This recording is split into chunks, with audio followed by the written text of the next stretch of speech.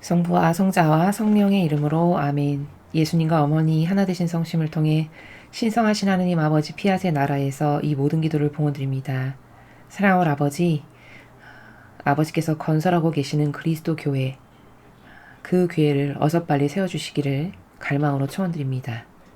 그리하여 예수님께서 세우신, 그래서 예수님과 성모님의 정신과 가르침과 모범만을 따르기를 열렬히 갈망하는 그런 많은 주님의 일꾼들로서 이제 아버지께서 친히 허락하신 교회가 세워짐으로써 과거에는 있었으나 지금은 없는, 그러나 다시 회복시켜드리는 그 그리스도 교회를 얼른 빨리 세워주셔서 그 교회 안에서 아버지께 감사와 찬미와 영광과 훈숭을 아버지께 속한 수많은 신자들이 차고 넘치도록 드릴 수 있도록 아버지 어서 빨리 세워주시기를 갈망으로 초원드립니다. 그리스도 교회를 세우는 데 필요한 다양한 은총으로 연옥 영혼들이시여 축복하여 주시옵소서. 너무너무나도 필요한 많은 은총들, 이 얄팍한 인간의 정신과 생각으로는 감히 다 알 수도 없는 그 수많은 필요와 충족해야 할 것들과 그리고 안배를 통하여 아버지께서 친히 다스리시는 그 교회를 어서 세워주시기를 갈망으로 초원드립니다.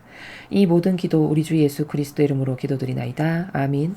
성부와 성자와 성령의 이름으로 아멘. 안녕하십니까? 하나님의 뜻성교회 피아수녀입니다. 오늘은 이제 다시 성경으로 돌아와서 지난 시간에 했던 장에 이어서 오늘은 민수기 25장의 내용을 학습할 차례입니다. 그렇게 길지는 않고 비교적 간단한 내용인데 오늘 성경 말씀을 통해서 우리가 깨달아야 될 본질적인 세계의 원리 어떤 것인지 여러분과 함께 학습해 보도록 하겠습니다.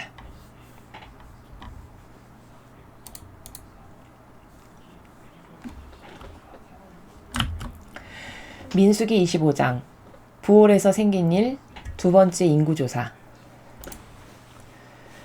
이스라엘이 시딤에 머물러 있을 때 백성들이 모압 여인들과 놀아나는 음탕한 사건이 있었다. 여인들은 자기들의 신에게 드리는 제사에 그들을 초청하였고 이스라엘 백성은 그 초청을 받아 함께 먹으며 그들의 신을 예배하였다. 이처럼 이스라엘이 부올 지방의 바알 신과 어울리게 되자 주님께서 이스라엘에 진노를 내리셨다. 주님께서 모세에게 말씀하셨다. 백성의 수령들을 모두 잡아내어 주님 앞에서 죽이고 백일하에 효시하여라. 그래야 주님의 진노가 이스라엘에서 떠나리라. 모세는 부올 지방의 바알신과 어울린 자를 모두 찾아내어 죽이라고 이스라엘의 판관들에게 명령하였다. 이스라엘 백성이 만남의 장막 문 어귀에서 통곡하고 있을 때 이스라엘 사람 하나가 모세와 온 회중이 보는 앞에서 미디안 여인을 데려다가 일가 사람들에게 인사를 시켰다. 아론의 손자이자 엘르아잘의 아들인 비느하스 사제가 이것을 보고 회중 가운데서 일어나 창을 집어들고 그 이스라엘 사람을 뒤쫓아 그의 방으로 들어가 그 이스라엘 사람과 여인의 배를 찔러 죽였다. 그제야 이스라엘 백성을 덮쳤던 연병이 물러왔다. 그 재앙으로 죽은 사람은 24,000명이나 되었다. 주님께서 모세에게 이르셨다. 아론의 손자요 엘르아잘의 아들인 비느하스 사제를 보아서 나는 이스라엘 백성에게서 진노를 거두었다. 너희 가운데서 나의 질투를 같이 느낀 사람은 그밖에 없었다. 내 키는 되려였다면 이스라엘 백성을 다 없애버렸을 것이다. 그러므로 나는 이제 그를 잘되게 해주리라고 언약한다. 나는 그와 그의 후손에게 언제까지나 사제직을 맡긴다. 그가 자기 하느님께 정성을 바쳐 이스라엘 백성의 죄를 벗겨주었기 때문이다. 미디안 여인과 함께 죽은 이스라엘 사람은 살루의 아들로서 시므온 지파에 속한 한 가문의 대표인 지물이었다. 처형된 미디안 여인은 미디안에 있는 한 가문의 추장인 수루의 딸인 고줍이었다. 주님께서 모세에게 이르셨다. 미디안에 쳐들어가 그들을 죽여라. 그들은 부올에서의 일로 연병이 내렸을 때 죽은 미디안 추장의 딸 고줍이의 일로 너희를 깨어 고생시킨 자들이다. 주님의 말씀입니다. 하느님 감사합니다.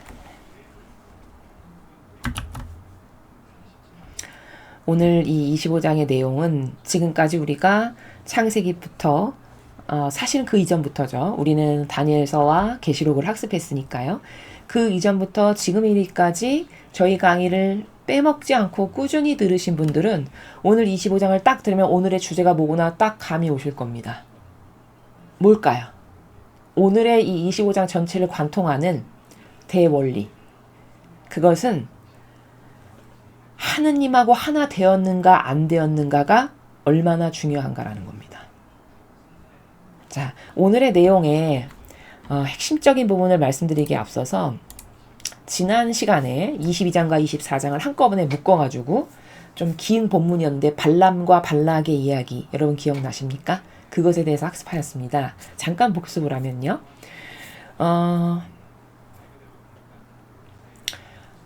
그 발람은 발락이 데리고 오라고 모셔오라고 요청한 예언자였고 발락은 왕이었죠. 그렇죠? 모압의 왕이었는데 그 발락이라는 왕이 발람에게 요청한 건 뭡니까? 이스라엘 백성을 저주해 주시오. 이거를 요청했어요. 그런데 그 발람이라고 하는 예언자가 그 요청 가운데 뭐 여러 가지 우여곡절이 있었는데 어찌됐건 간에 와가지고 저 백성을 저주해달라고 요청을 했는데도 불구하고 3번이나 있는데 3번 다 저주가 아니라 축복을 합니다.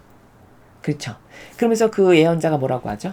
나는 주님이 이렇게 말하라고 한 것밖에 말할 수가 없소. 이러면서 3번 다 계속 이스라엘을 축복하기만 하는 이제 이런 내용을 우리가 지난 시간에 봤습니다. 그러면 우리가 지난 시간의 내용을 통해서 알 수 있는 중요한 원리가 뭐냐? 하느님과 하나 되었는가 안 되었는가가 얼마나 중요한가를 지난 시간에도 학습한 겁니다. 오늘도 마찬가지예요. 이해되시죠? 이스라엘은 비록 부족하지만 하느님이 선택하신 하느님과 하나 된 영혼이에요.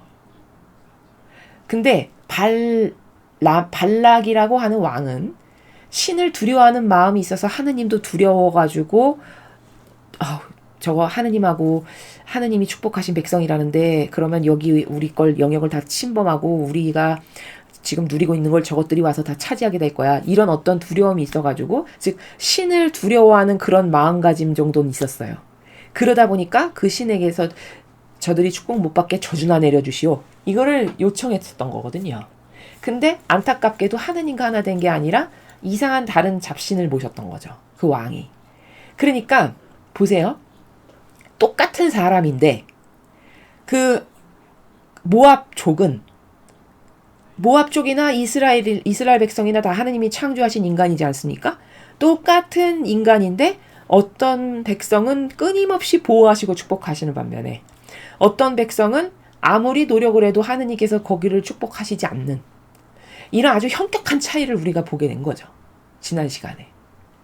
그러면 도대체 중요한 게 뭘까? 우리가 신앙생활이라는 걸 지금 하고 있는데 도대체 신앙생활은 뭐 하라는 건가? 하느님하고 하나 되는 겁니다. 그럼 또 여기서 하나 되는 것이 뭔지를 모르니까 이 정확한 스탠스를 취할 수가 없어요. 여러분 하나 되는 건 성당 나가는 게 하나 되는 거냐? 매일 미사 나가는 게 하나 되는 거냐? 결단코 그런 게 아니에요.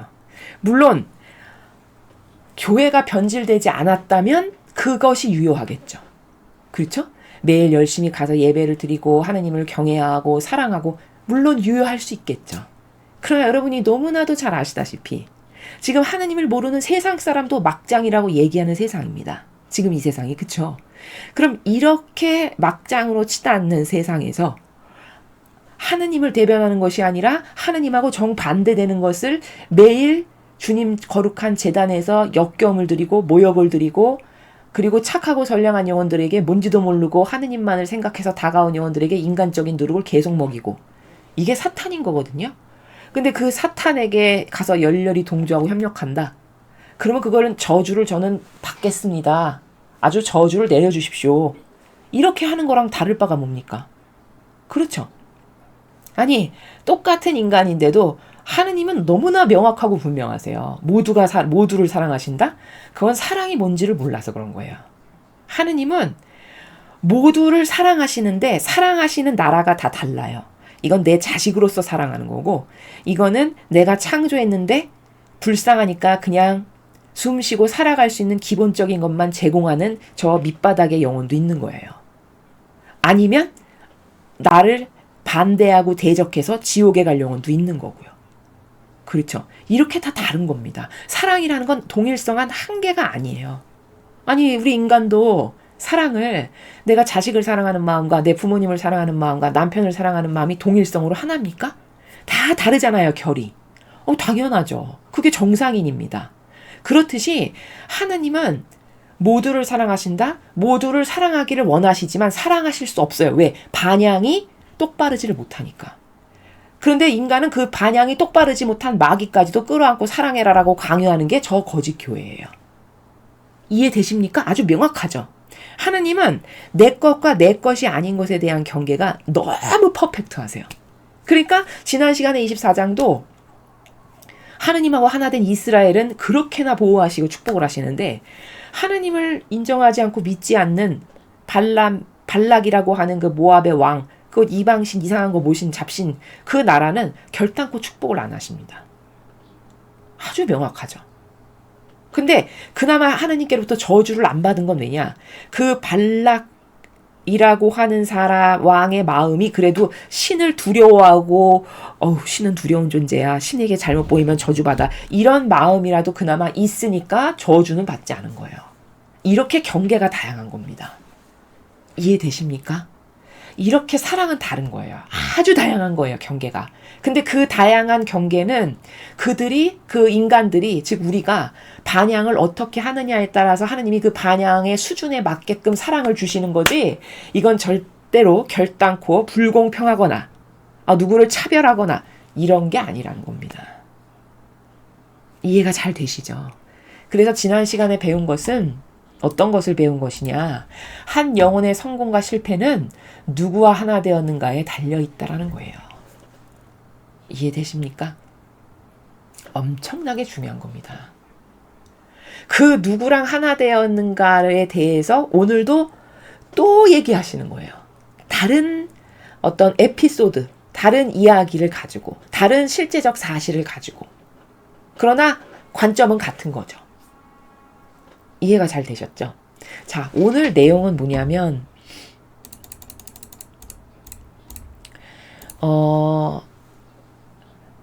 도대체 사제라고 하는 직분은 무엇을 하는 사람인가? 라는 겁니다.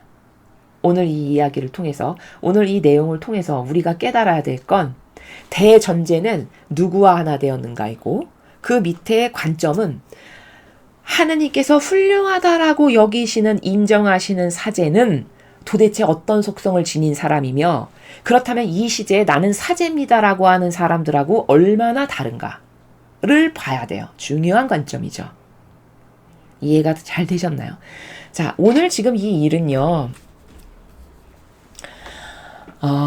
이스라엘이 시딤에 머물러 있을 때 백성들이 모압 여인들과 놀아나는 음탕한 사건이 생겼다. 여인들은 자기들의 신에게 드리는 제사에 그들을 초청하였고 이스라엘 백성은 그 초청을 받아 함께 먹으며 그들의 신을 예배하였다. 자, 여러분 1, 2절을 통해서 잘 보십시오. 아니 어떤 여자하고 결혼하는 게 뭐 그렇게 큰 대수야. 요즘 사람들은 아마 다 그렇게 생각할걸요. 그렇죠. 그런데요. 아직 결혼하시지 않은 미혼 남녀분들이 혹시 저희 강의를 들으신다면요.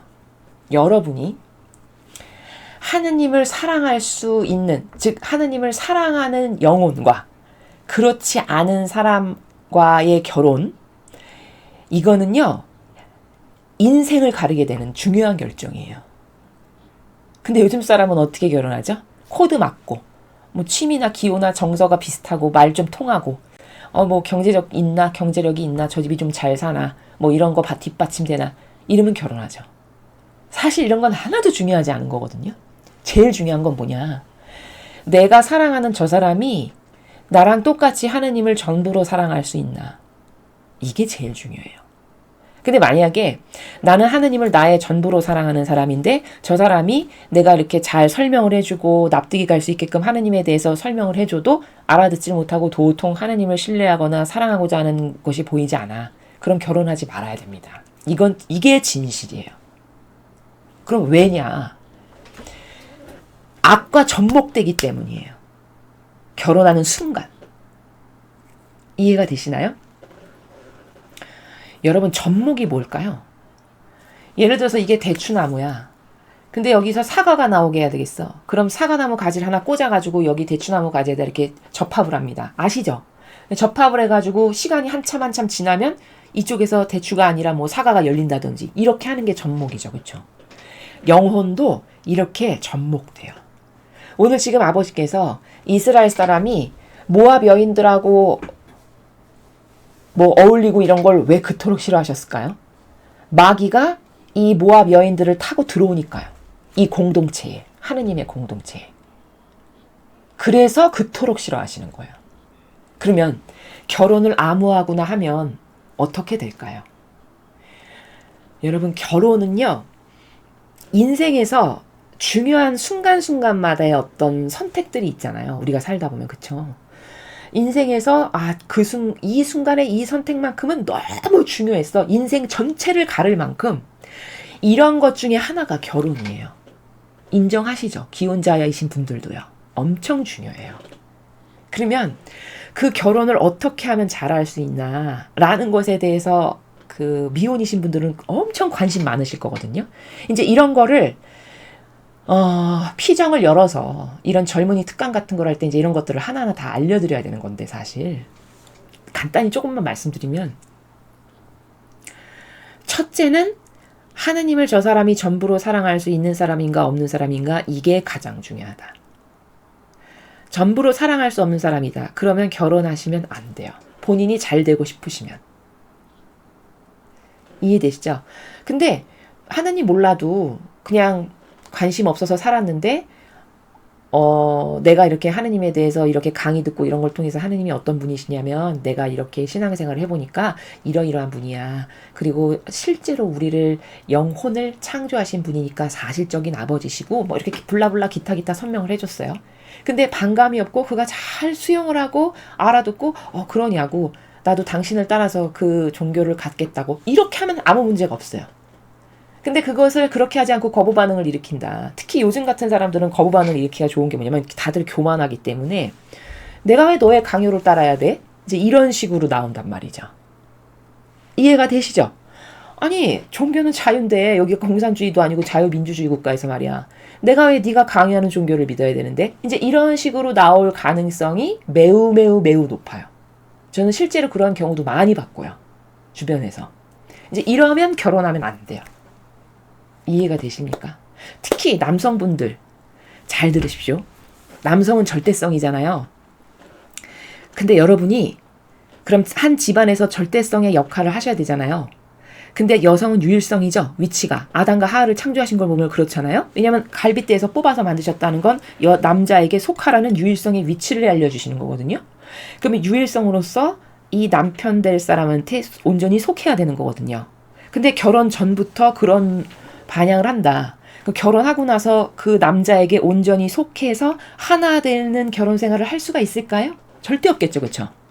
그러니까 이런 거 하나만 봐도 저 사람하고는 절대 결혼하면 안 되겠구나. 이런 게 다 테스트가 가능해요. 결혼 전에. 그러니까 불행한, 성공할 수 없는 결혼을 다 방지하는 게 이런 식으로 점검해서 다 가능하다는 거예요. 걸러내는 게. 이해가 잘 되시죠? 지금 제가 말씀드리는 건 순전히 영적인 세계에서의 내 이야기예요.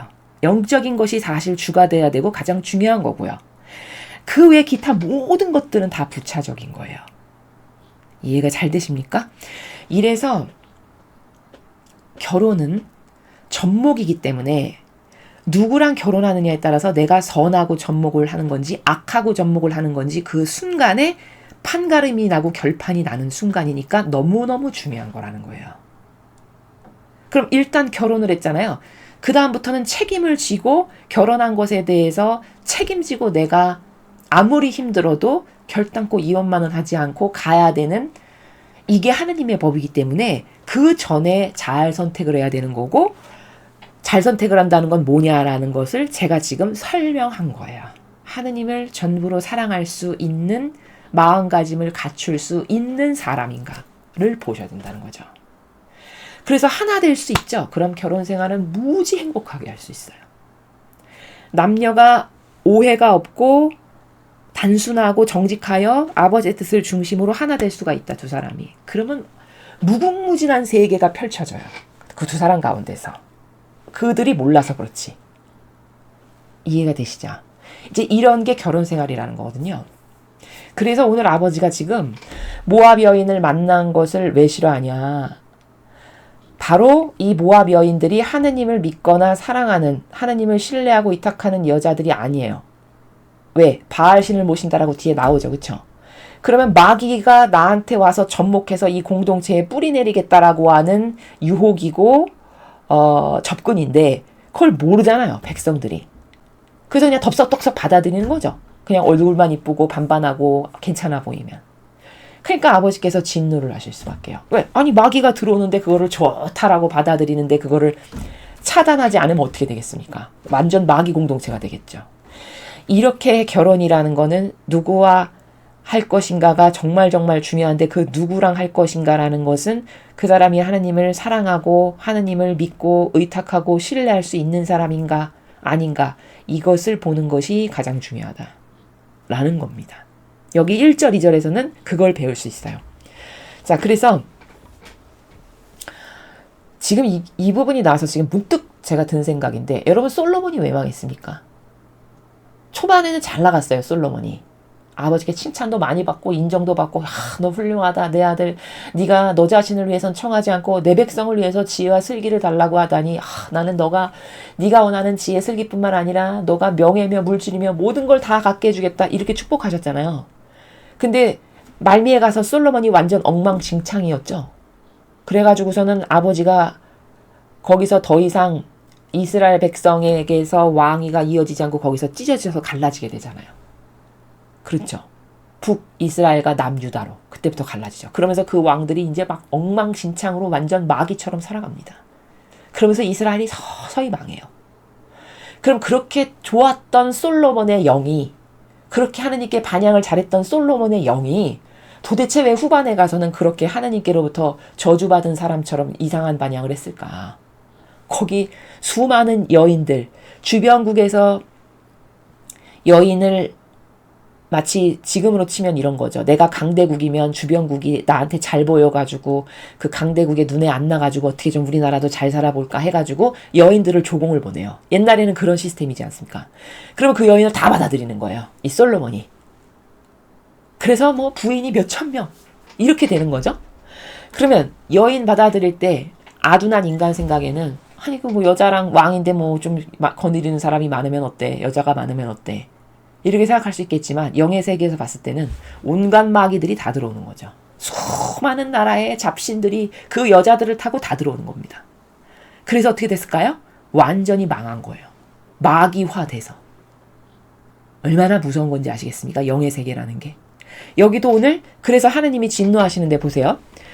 여인들은 자기들의 신에게 드리는 제사에 그들을 초청하였고 이거 봐요. 여자들이 하는 짓이 이렇죠. 이 하느님을 공경하지 않고 사랑하지 않는 이방신을 모시는 여자들이 결국 이 공동체에 와서 하는 일이 뭐예요? 자기들의 신 바알 거기 가서 제사 드리자 이렇게 유혹자 역할만 하고 있잖아요. 마귀 이미 들어온 거거든요. 이렇게. 이스라엘 백성은 그 초청을 받아 함께 먹으며 그들의 신을 예배했다. 심지어 가서 제사 지내고 예배도 했대요. 이거 저주받을 짓 벌써 시작한 거죠. 그렇죠. 마귀는요 이런 식으로 들어오는 거예요. 어떤 공동체에 어떤 나라에 어떤 소공동체의 가정에 이렇게 이상한 영이 하나 들어오죠. 마귀 영이. 그러면 거긴 삽시간에 초토화됩니다.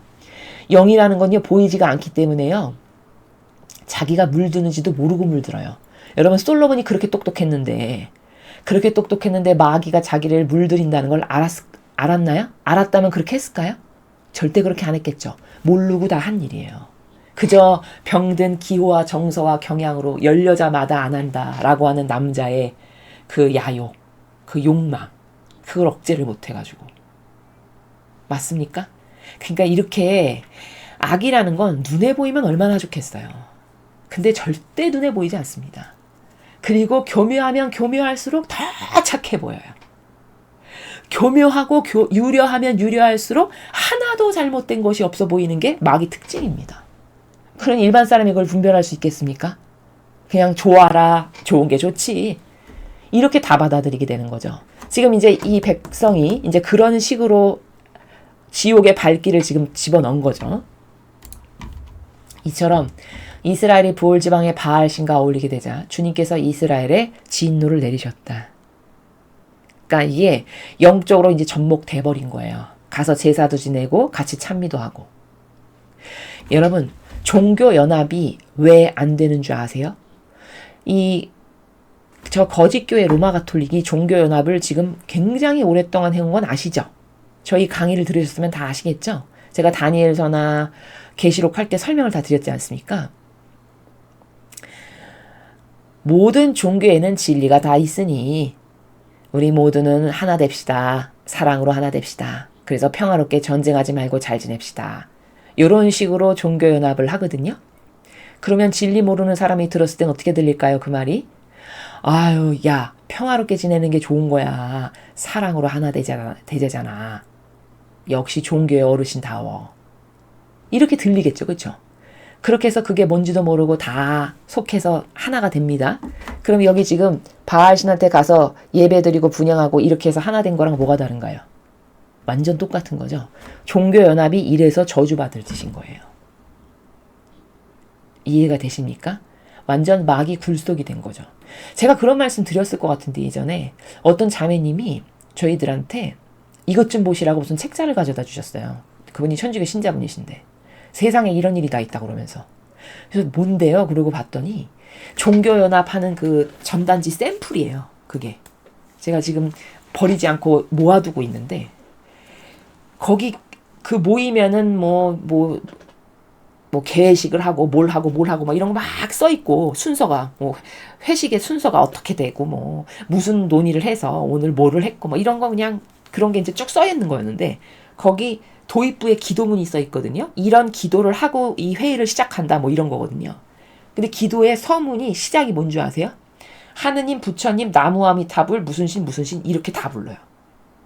제가 그걸 보고 완전 깜짝 놀랐어요. 그 실제로 그렇게 바치고 하는 그 기도를 바치고 시작한대요. 그 회의를. 여러분 지금이 그런 시대입니다. 그걸 더 기가 막힌 거 뭔지 아세요? 그 주동자가 누구냐? 그 주체자가. 그게 교황권이에요. 다른 사람도 아니고요. 그게 교황권이라고요. 이해가 되십니까? 그러니까 완전히 사탄에게 집어먹힌 상태예요. 더 이상 거기서는 하느님이 어떤 것도 못하세요. 하느님이 그들을 미워해서냐? 그들이 하느님을 밀어낸 거예요. 하느님이 그들을 사랑하지 않으셔서냐? 본인들이 하느님을 밀어내고 자리를 꿰찬 거예요. 마귀들이. 이해가 되시죠? 이제 이런 영적으로 지금 이런 상태이고 종교연합이 지금 이 여인들, 아모리 여인들하고 하나 돼서 거기 가서 분향하고 예배하고 이렇게 한 것과 완전 똑같다. 여기 하느님이 어마어마하게 진노를 내리셨죠. 그래서 어떻게 하셨나 보십시오. 주님께서 모세에게 말씀하셨다. 백성의 수령들을 모두 잡아내어 주님 앞에서 죽이고 백일하에 효시하여라. 아버지는 이런 분이세요. 백성의 수령을 다 잡아내래요. 여기 이 이상한 바알 신한테 가서 찬동하고 하나 된 그들. 그리고 다 죽여버리고 주님 앞에서 효시하는 게 뭔지 아시죠? 목 잘라서 매다는 거. 그렇게 하라는 거예요. 그래야 주님의 진노가 이스라엘에서 떠나리라. 여러분, 사랑 자체신데 하느님이 이렇게 하세요. 하느님은 사랑이시라면서요. 그쵸? 근데 그 사랑은 이런 정의가 있는 게 사랑이거든요. 근데 저 거짓교회의 특징은 이 정의를 말하나요? 정의 생정가야 말 안 해요. 그리고 마귀도 다 끌어안아라. 그래야 네가 착한 사람이야. 이게 항상 주장하는 사랑의 마귀적 사랑의 나라가 바로 이거예요.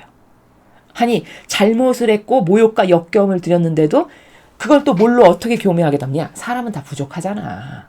너도 부족하잖아? 이런 식으로 덮어요. 그러면 여러분이 진리를 모르죠? 그럼 거기서 할 말이 없어요. 뭐 어떻게 답변하실 거예요? 거기다 어떻게 반론 제기하실 거예요? 너도 부족하잖니? 너도 부족한데 저 사람도 부족한데 똑같이 부족한데 받아들여야 네가 정직한 거 아니야? 이렇게 하면 여러분은 뭐라고 답변하실 거예요? 그러네. 나도 부족하지. 아마 100이면 100명이 다 그렇게 말할걸요? 그쵸? 근데 여러분 부족한 것도요 종류가 다른 거예요. 그렇게 말할 때 어떻게 진리로 그 마귀를 박살내야 될까요? 여러분, 이스라엘 백성 안 부족했습니까? 부족했죠? 근데 지난 시간에 이스라엘 백성을 하느님이 어떻게 보호하시는지 보셨죠? 근데 똑같이 부족한데 그럼 왜 지난 시간에 우리가 24장에서 봤듯이 그 발락이라고 하는 사람이 다스리던 그 나라는 왜 축복을 안 하세요? 하느님은 사랑이신데. 또 이집트 땅에서 나올 때 하느님은 사랑이신데 너도 부족하니까 너도 저 사람을 다 끌어안아야지. 그래서 모두를 사랑해야지. 그 말이 맞다면 도대체 이집트 사람들을 하느님은 왜 다 죽여버리셨나요? 하느님은 사랑 자체신데. 예? 그쵸? 이걸 상대한테 물어보세요. 답변해보라고. 아, 그래? 모두가 부족하니까 다 받아들여야 된다고? 저기요. 성경에 보니까 부족한 것도 다 종류가 다른 거예요. 그렇게 부족해서 모두를 다 끌어안고 사랑해야 되는 게 맞다면 이집트 사람들은 하나님이 왜 죽여버리셨나요? 이렇게 반대로 물어보시란 말이에요. 똑똑해져야죠. 진리로. 그래야 마귀를 이길 거 아니겠습니까? 마귀를 뭐 총칼로 이기실 거예요? 뭘로 이기실 거예요? 무조건 진리로 이길 수밖에 없어요. 참된 진실과 사실이기 때문에 진리는. 반문해야죠. 그렇게 마귀가 다가왔다. 하느님은 사랑이시라서 모두를 받아들이라고. 하느님은 사랑이셔서 그렇게 모두를 사랑하는데 이집트 사람들은 왜 죽여버리셨습니까? 자, 오늘 같은 것도 여기 이제 다 죽여버리고 여기 효시하라고 그랬죠. 백성의 수령들. 자, 이거는 같은 이스라엘 백성인데도 배신자를 다 끌어내서 처단하시는 거거든요. 하느님은 축복하고 사랑한 내 자식인데도 배신 때리면 이렇게 다 끌어내서 죽여버려서 목을 매다시는 분이에요. 왜 매다셨어요? 하느님은 사랑이신데? 이렇게 거꾸로 물어보셔야죠. 그렇죠. 답변할 게 세고 셌어요. 성경만 알면. 그렇지 않습니까? 이것도 있어요. 아니, 하느님은 그렇게 사랑하셔서 모두를 사랑하시는데 지옥은 왜 있어요? 지옥 아무도 가면 안 되지. 모두를 사랑하시는데. 이것도 있잖아요. 그렇죠? 아주 입증 자료가 차고 넘쳐요. 그러니까 여러분 주변에 마귀가 다가왔을 때 이런 걸 가지고 싸울 줄 아는 신자가 돼야 돼요. 이제는. 지금 이 시대는 마귀가 그냥 거의 다거든요. 밖에만 나가면 그냥 거의 다예요. 마귀가. 그럼 그 마귀 가운데서 살아남으려면 내가 이런 걸로 무장이 돼 있지 않는다. 영적 지식으로. 그럼 나는 휩쓸릴 수밖에 없어요. 저 말이 맞는 것 같아서. 그렇지 않을까요? 그렇죠. 또 기호와 정서가 병들었어. 착한 코스프레 맨날 속아. 그게 좋아 보여. 착해 보여. 그럼 또 거기 또 끌려가고. 이런 식으로 해서 영혼이 끌려가서 지옥으로 가는 거거든요. 지옥 가고 싶어서 가는 사람이 어디 있겠습니까? 그렇죠. 자, 그래서 사랑이라는 거는 하느님은 사랑의 나라가 그 영혼에 반향하는 정도에 따라 다 다르게 대하신다. 마귀도 똑같이 사랑하지 않으신다. 물론 마귀였던 그가 예를 들어서 완전히 회개하고 돌아섰어. 그러면 그땐 당연히 받아들이시죠. 아주 쿨하게. 지난 시절에 네가 뭘 잘못했는지도 묻지 않으세요. 하느님은. 회개를 똑바로만 한다면. 이게 하느님이 인간하고 다르신 점이에요. 이해가 잘 되시죠? 그러니까 사랑에 대한 혼돈, 그리고 수많은 마귀가 지금까지 가톨릭 신자들을 어떤 방식으로 속여먹었냐. 그놈의 사랑 가지고 여태까지 속여먹은 거거든요. 그리고 착한 척하는 코스프레 가지고 여태껏 속여먹은 거거든요. 맞습니까? 그렇잖아요. 그게 진실이잖아요. 그렇죠? 근데 제가 지난 시간에도 말씀드렸죠. 전체주의 중에 여러분 제일 교묘하고 악독하고 교활한 게 종교예요. 교황권. 아시겠습니까? 그 종교, 이 교황권의 종교 시스템의 전체주의가요. 북한 김정은의 전체주의보다 더 나빠요. 왜냐? 북한 김정은의 전체주의는 세계의 모든 사람들이 손가락질하면서 나쁘다고 하거든요. 그렇죠? 그러니까 다 드러난 거라는 말이에요. 표면상으로. 그러니까 속일 수가 없어. 모든 사람이 나쁘다는 걸 아니까. 근데 이 종교의 탈을 쓴 전체주의는요. 100이면 100명을 다 속일 수 있어요. 왜? 그들이 진리를 모르니까. 그럼 이게 얼마나 교활하고 악독하고 나쁜 겁니까? 그렇죠. 그리고 더 무서운 건 뭔지 아세요? 영혼 하나가 잘못된 것에 맞들여서 지옥 가죠? 그러면 그 영혼이 지옥 가게 한 죄, 예? 그 영혼이 지옥 가는 데 있어서 어떤 영향력을 끼친 죄, 이거는요. 말로 다 헤아릴 수 없을 만큼 갚아야 될 죄예요. 왜냐? 영혼이 하나 패망한 거는 똑같은 영혼은 다시는 못 만든다고 아버지께서 말씀하셨거든요. 그러면 이 지구상에서 유일무이한 게 나예요. 나라는 존재. 그럼 이렇게 나라는 존재를 유일무이하게 독창적으로 사랑하셔서 만들어놨는데 내가 사고방식이 병들어가지고 지옥을 가게끔 누가 나를 만들었어. 그럼 그 죄를 다 어떻게 갚아야 될까요? 어마무시한 거죠. 근데 그게 한 명도 아니고 전 세계 가톨릭 신자 인구가 대략 제가 알기로 한 10억 명으로 알고 있거든요. 10억 명에게 만약에 그 짓을 했다. 맨날 거짓을 가리키고 마귀를 누룩처럼 맨날 전달해가지고 10억 명에게 마귀화 되게끔 해놨어. 그럼 이 죄를 다 어떻게 갚을 겁니까? 그렇죠. 이거 무시무시한 거예요. 오늘 아버지는요, 이거 그 몇 안 되는 여인들하고 가서 바알신 모시고 예배했는데도 다 죽여버리시라고 하셨어요. 얼마나 무서운 일인지 아시겠습니까? 악하고 접목되는 것이. 목매달아서 효시에서 걸어놓으래요. 심지어. 아주 응징할 건 아주 칼날같이 예리하게 응징하시죠. 이게 사랑이에요. 이해가 되시죠? 이게 사랑이라고요. 이런 정의가 동반되는 게 사랑이에요. 근데 거짓교회에 정의가 있습니까? 맨날 병든 자비만 말하죠. 누가 정의 좀 세게 말해보세요. 쟤는 왜 이렇게 드세? 쟤는 왜 이렇게 나대? 본인만 잘났어? 왜 저렇게 발언을 해? 아마 이렇게 하고 매도할걸요? 이건 제가 실제로 겪었던 일인데 예전에 어떤 사제분이 로마 가톨릭의 사제분이세요. 주임 사제가 되고 얼마 안 됐을 때예요. 몇 년 안 됐을 때. 그래서 이제 그분을 우연한 기회에 이제 초대를 받아가지고 이야기를 나눌 기회가 있었어요. 근데 그분이 자기가 체험했던 것을 이야기하시는데 벌써 오래전 일이에요. 자기가 사탄에 대해서 이야기를 하거나 뭐 마귀가 진짜 있다. 우리가 이 마귀에 대해서 경각심을 가져야 되고 우리가 뭐 신자들에게도 알려줘야 되고 이제 이런 말을 하잖아요. 동기들 가운데서. 그럼 그 동기들이 하나같이 자기를 이상한 사람 취급을 한대요. 왕따를 시킨다라고 말하더라고요. 소위. 아이 쟤는 좀 이상해. 쟤 왜 이렇게 애가 이상하고 독특하니? 쟤 왜 이렇게 튀고 싶은가 봐. 이런 식으로 사람을 매도한대요. 이거 본인이 직접 하신 이야기예요. 이게 뭘까요? 이미 사탄이 장악해가지고 그 안에서 그런 말하는 거를 용납지 않는 거예요. 자기들의 존재가 까발려지면 어떻게 될까요? 안 되겠죠. 자기네가 거기 계속 진지를 틀고 구축하고 거기서 마귀 세력을 점점 키워서 다 잡아먹어야 되는데 누가 그렇게 마귀에 반하는 말을 하면은 그걸 가만히 놔두겠습니까? 그렇죠.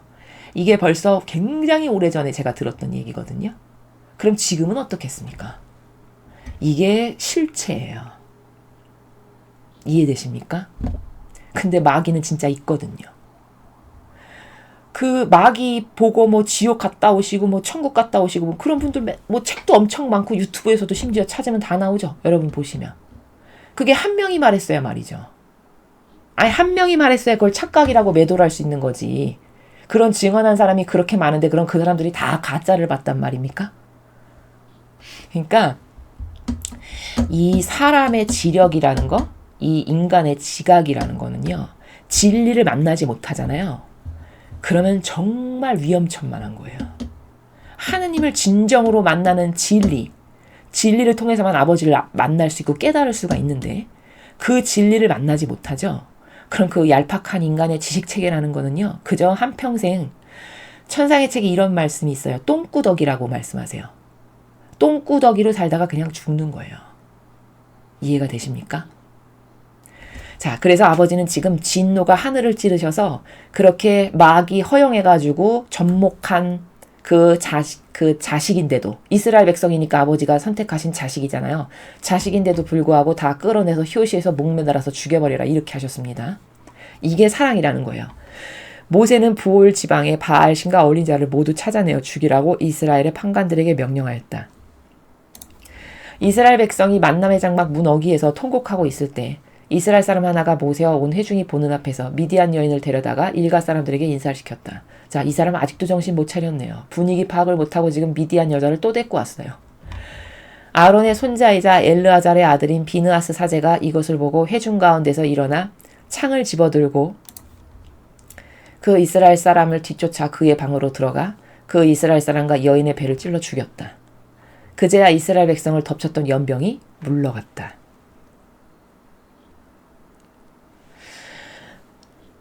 여러분, 지금 찔러 죽인 사람이 누굽니까? 사제예요. 사제 누구냐? 아론의 손자인 비느하스예요. 손자를 잘 뒀네요. 아론이 아주. 이 비느하스 사제가 지금 지금 마귀 처단하고 응징하고 있는데 마귀를 또 데리고 왔어.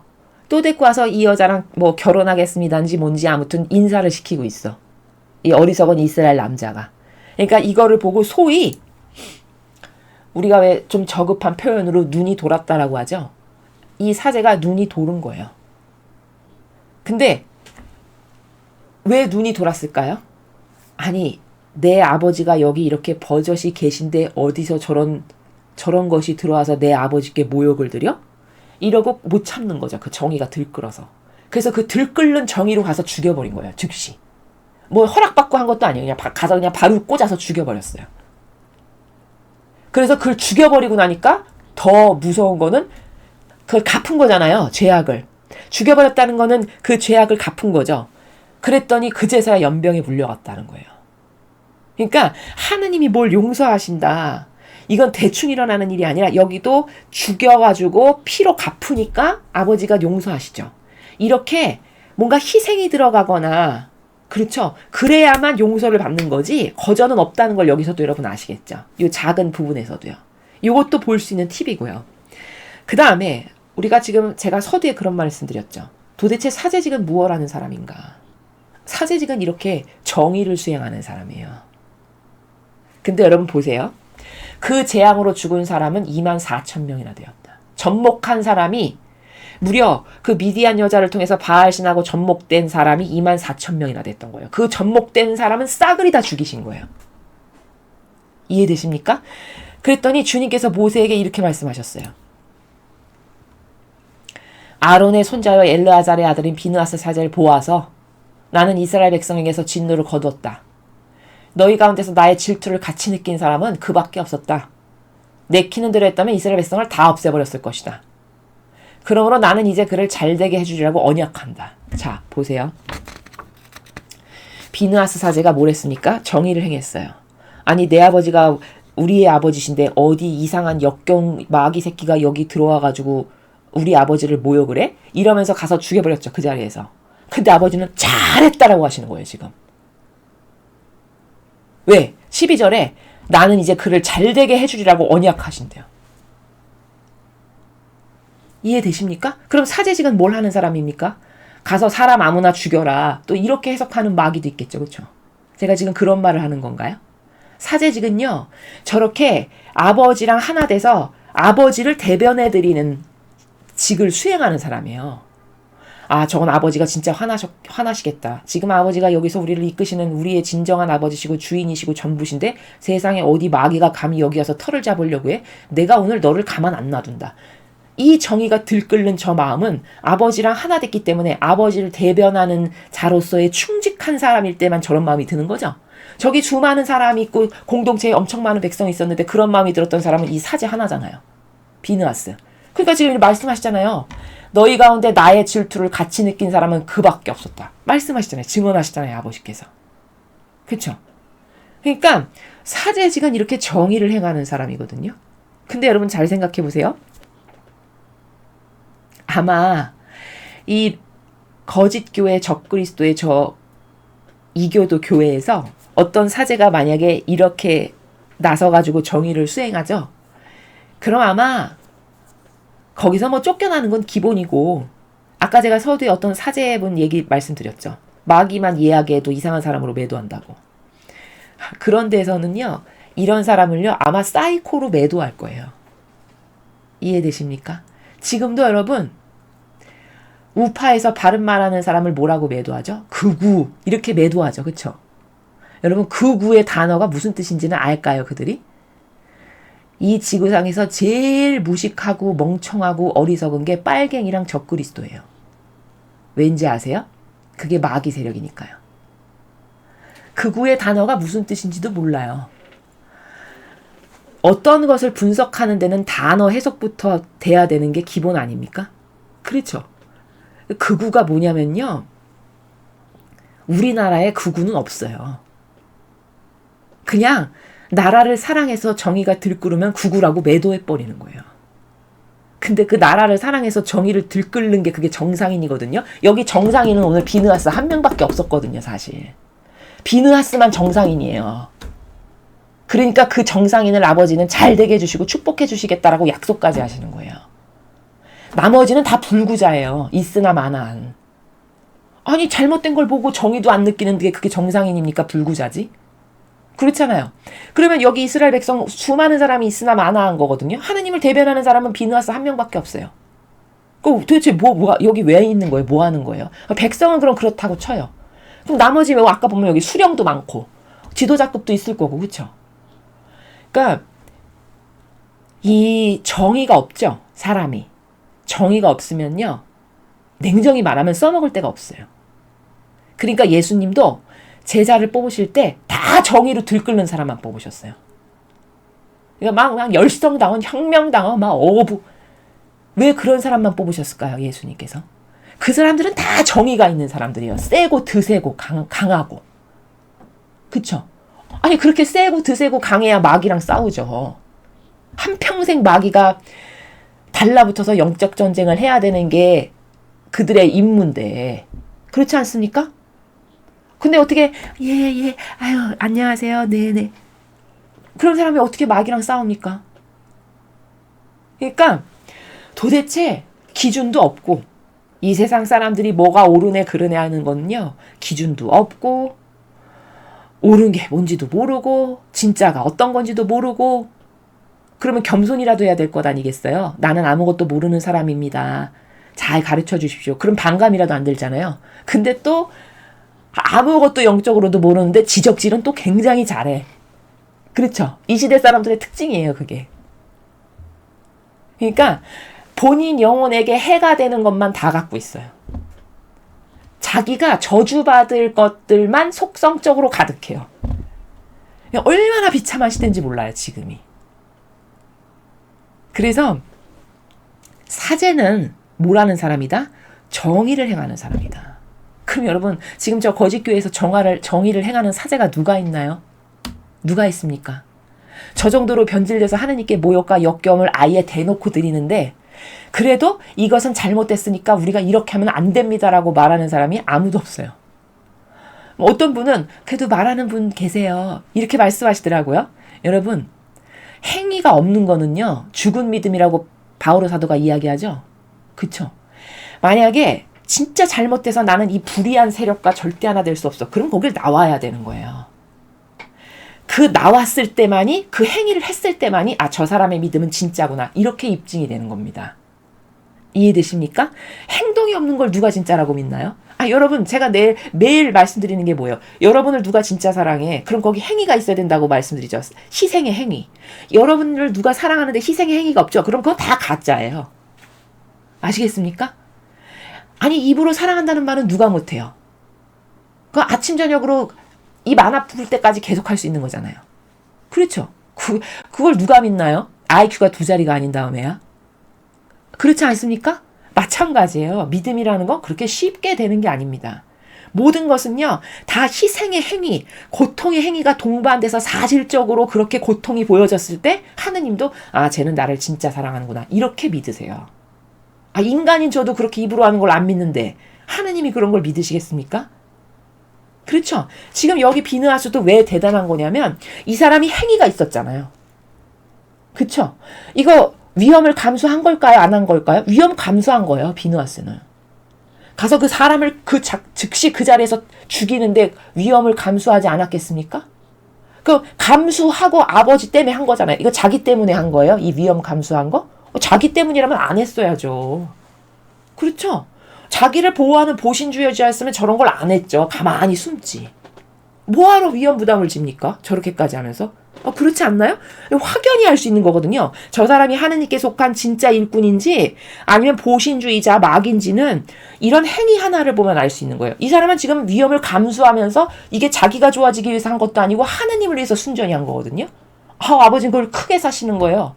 그러니까 너만 잘 되게 해주는 게 아니라 내가 네 후손까지 잘 되게 해주겠다. 여기 뒤에 보면은 여기 보세요. 나는 그와 그의 후손에게 언제까지나 사제직을 맡긴다. 이렇게 장담하시죠. 약속하시고. 이렇다니까요. 이런 거예요. 그럼 비누아스가 입으로만 하느님을 사랑합시다. 아멘, 알렐루야, 여러분 사랑합니다. 이렇게 했습니까? 거짓교회는 다 지금 그렇게 하고 있잖아요. 그렇죠? 그러니까 어떤 게 진짜냐 그러면 그래서 자꾸 여러분의 영안의 눈을 열어드리는 거예요. 여러분 어떤 게 진짜냐면 반드시 행위가 동반돼야 돼요. 고통이나 희생이 동반돼야 돼요. 말로 하는 것이 아닌. 그런 어떤 결정적인 고통과 희생의 행위가 있는 것만이 진짜예요. 예수님을 보십시오. 일평생이 희생이셨어요. 태어나서 돌아가시기 직전까지. 성모님을 보세요. 일평생이 희생이셨습니다. 보통 사람은 착각하기가 성모님은 그렇게 예수님만큼 고통스럽지 않으시진 않았을까? 천만의 만만의 말씀이에요. 여러분, 부모님은 제 말을 너무 잘 이해하실 거예요. 여러분의 자식이 만약에 예수님처럼 그렇게 십자가상에 돌아가신다. 그럼 여러분은 여기가 아마 가슴이 다 미어져서 피바다가 되실걸요? 아, 내가 죽었으면. 그 가슴이 미어지는 그 고통. 그거 보통 사람이 감내할 수 있는 고통 아니에요. 성모님은 정신적으로 완전히 예수님과 하나 되셨었고요. 온전히 하나 되셨기 때문에 예수님께서 느끼신 고통을 그대로 느끼셨다라고 나와요. 그럼 일평생을 고통스러우셨던 거예요, 성모님도. 예수님 돌아가시고 나서는 또 제자들을 건사하시면서 아버지 뜻 안에서 늘 온유와 겸손으로 완덕으로 하나 되셔 사시는 것을 계속 구현하시면서. 그러면 이렇게 하나님을 사랑한다는 거는 아버지 뜻 안에서 살아간다는 건 이렇게 일평생 희생과 고통이 동반된 삶이 있어야 이게 진짜인 거거든요. 근데 도대체 어떤 희생과 고통이 동반되고 있나요? 거짓교회에. 여기 비누아스 같은 정의가 있나요? 없잖아요. 제가 정의는 그렇게 말로만 하는 게 아니라고 말씀드리잖아요. 희생을 감수한 사람이 진짜예요. 이해되시죠? 그러니까 아버지는 제 비누아스가 나를 진짜 사랑하는가를 그의 희생된 행위로 검증받으신 거예요. 그러니까 반향을 그렇게 하니까 너 진짜 훌륭하다. 내가 너뿐만 아니라 네 후손까지도 언제나 영원히 대대로 사제직을 내가 너의 후손까지 하게끔 맡겨준다. 이렇게 축복하시는 겁니다.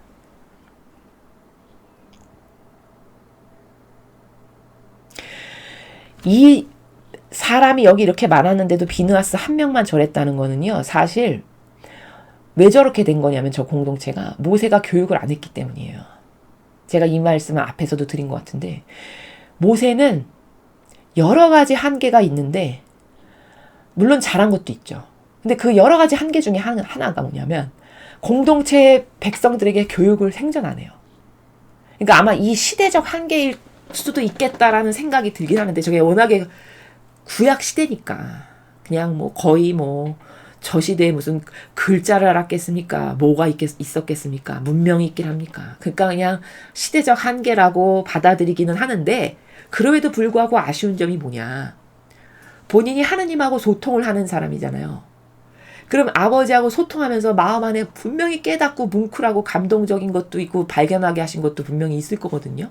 그럼 그거를 토대로 해서 백성들에게 우리가 하느님께 어떤 공경과 사랑을 드려야 되는지를 조금만 말해줬어도 백성이 이 정도로 무식해가지고 같은 짓을 계속 반복하면서 모욕과 역경을 드리는 이런 부작용은 조금 지금보다 덜했겠죠. 그렇지 않았을까요? 그렇죠.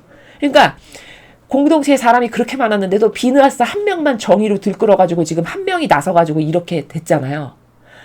이런 거를 보면은 그런 단면도 알 수가 있는 거예요. 그래서 비느하스 한 명이 반향 똑바로 했는데 후손까지 다 축복받았어요, 지금. 그건 왜냐? 아니, 이 사람이 잘했으니까 이 사람만 축복해야 되는 거 아니에요? 또 이렇게 생각하시는 분이 있을까봐. 여러분, 정신은 어떻게 되는 걸까요? 계승되고 전이 돼요. 근데 한 가족이고 가문이면 비느하스가 살아가면서 자기 자식들에게 올바른 걸 계속 전하고 말을 하겠죠. 그럼 그 자식도 비느하스의 정신을 담겠죠. 여러분, 부모하고 자식하고는 담나요, 안 담나요? 담죠. 그렇죠? 아무것도 안 해도 내 자식이 어때 보면 나를 똑같이 따라하고 있어요. 그게 다 담는 거거든요. 그게 바로 전승되는 거고 그게 바로 접목되는 거예요. 그러면 비느하스가 저렇게 정신이 탁월하니까 본인의 정신으로 자식을 가르칠 거고, 그럼 그 자식이 또 자식을 아버지한테 배운 걸로 가르칠 거고, 이렇게 정신이 계승되죠. 그러니까 이 가문에게 주시는 거예요. 그러면 교육이 얼마나 중요한지를 아시겠죠. 이제 그런 측면이고, 그가 자기 하느님께 정성을 바쳐 이스라엘 백성의 죄를 벗겨주었기 때문이다. 자, 그 둘을 죽여버림으로써 희생이 치러졌죠. 그럼으로써 배상과 보석을 한 거로 아버지는 받아들이시는 거죠. 미디안 여인과 함께 죽은 이스라엘 사람은 살루의 아들로서 시몬 지파에 속한 한 가문의 대표인 지물이었다. 처형된 미디안 여인은 미디안에 있는 한 가문의 추장인 수르의 딸인 고줍이었다. 주님께서 모세에게 이르셨다. 미디안에 쳐들어가 그들을 죽여라. 그들은 부올에서의 일로 연병이 내렸을 때 죽은 미디안 추장의 딸 고줍의 일로 너희를 깨어 고생시킨 자들이다. 여기 보면은 하느님께서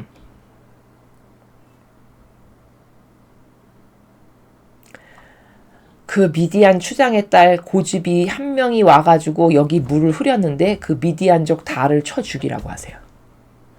그럼 이거는 또 왜일까요? 이 미디안 족 전체가 다 마귀 정신으로 가득 차 있는 것이니까 그것을 다 없애버려야 여기 이스라엘에 와서 해악을 끼치는 짓을 더 이상 안 하겠죠. 그러니까 쉽게 말하면 화근을 아예 파버리시는 거예요. 미디안을 쳐들어가 죽이라는 거는. 그러니까 악이 될 가능성이 있는 화근의 뿌리를 아예 캐서 없애버리는, 이게 아버지 방법이세요. 근데 이제 하느님의 사랑은 이러한 건데, 빨갱이는, 그리고 적그리스도는 요럴 때 이제 코스프레예요. 착한 척 하면서. 어떻게 그럴 수가 있어. 그 사람 한 명만 한 건데 이건 너무 잔인한 거지. 이제 요런 식으로 코스프레 한다는 거죠. 착한 척 하면서. 이게 절대 사랑이 아닙니다, 여러분. 역겨운 거지. 아버지는 이렇게 일가 족속을 다 죽이라고 하시죠. 그럼 왜일까? 이 일가 족속이 언제든지 이스라엘에게 와가지고 또 마귀를 퍼뜨릴 거거든요. 이거 없애버려야죠, 화근을. 그러니까 다 없애버리라는 거예요. 여러분, 이게 맞는 겁니다. 이거 잔인한 거다? 잔인한 거 아니에요. 악을 처단하는데 왜 잔인한 겁니까? 그리고 냉정히 말하면 이건 조금 부가적인 내용인데, 예를 들어서 하느님의 손에 의해서 이렇게 죽잖아요. 그러면 이들은 오히려 영광스러운 거예요. 아버지 손에 의해서 죽었으니까. 아버지 손에 의해 죽음으로써 갚을 걸 갚았죠? 그러면 지옥까지는 안 와요, 최소한. 이렇게 해서 죽임을 당했으니까, 아버지 손에. 이해되십니까? 하느님이 얼마나 공정하신데요. 그러니까 이러한 메커니즘인 거지, 인간처럼 실제적으로 착하지도 않으면서 온갖 역겨운 냄새 풍겨다 가면서 착한 척하면서 코스프레하고 이렇게 하면 너무 그런 거 아니야. 한 사람이 잘못됐는데 너무 다 죽이면은 악독하고 잔인한 거지. 이런 게 다 마귀입니다, 여러분. 절대 그런 거에 속으시면 안 돼요.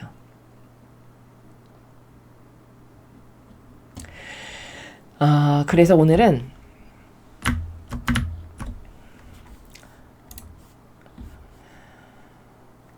제가 이게 지난 시간하고 이어서 비슷한 내용이다 라고 서두에 말씀을 드렸어요. 왜냐하면 누구랑 하나 됐는가? 지금 오늘 등장했던 사제 비느하스는 하느님하고 완전히 하나 된 사람이에요. 그러니까 아버지의 분노를 본인이 느껴요. 하나 됐으니까. 그러니까 이런 거죠.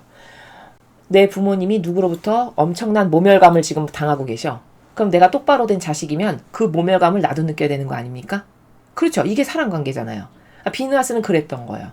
하느님이 저렇게 모욕을 받고 계시네? 가만히 있을 수 없지. 내가 가서 저것들, 내 아버지를 모욕 주는 저것들을 처단해야지. 이런 겁니다. 아주 단순한 거예요. 근데 그 공동체의 사람 그렇게 많았는데 그런 마음을 갖고 그 정의를 바로 실행해 옮긴 사람이 비느하스 하나였어요. 그럼 나머지는 다 뭐 한 거냐? 나머지는 사고방식이 정상이 아닌 거죠. 마귀가 들어왔어도 내 아버지의 권리가 침탈당해도 아무렇지도 않은 그 착한 게 아니라 여러분, 그건 바보입니다. 입장을 바꿔서 생각해 보세요. 내 부모님이 지금 지나가던 어떤 사람한테 폭행을 당하는데 가서 가만히 서 있으면 그게 자식된 도리로 잘하는 겁니까? 그러면서 거기다 추임새를 넣기를 폭력은 나쁜 거야. 착한 겁니까 그게? 예? 빨갱이가 다 지금 그런 식으로 가르치는 거예요. 그래서 사람을 불구자 바보 만드는 겁니다.